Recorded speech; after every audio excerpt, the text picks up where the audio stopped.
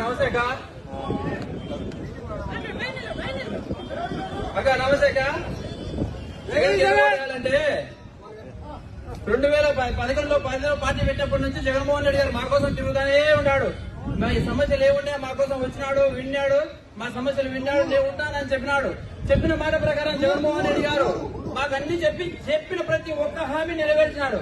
పేద ప్రజల కోసం ఆయన 3000 కిలోమీటర్ పాదయాత్ర చేసి వాళ్ళ కష్టాలు విని మీ అందరికీ నేను న్యాయం చేస్తానని చెప్పినాడు. చెప్పిన విధంగా న్యాయం చేసినాడు.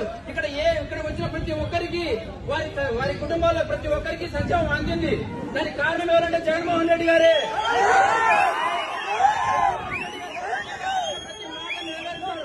నెరవేరుస్తాడు. ఆయన మా కోసం ఉంటాడు కూడా, ఎప్పటికి కూడా ఆయన మాతో ఉంటాడు.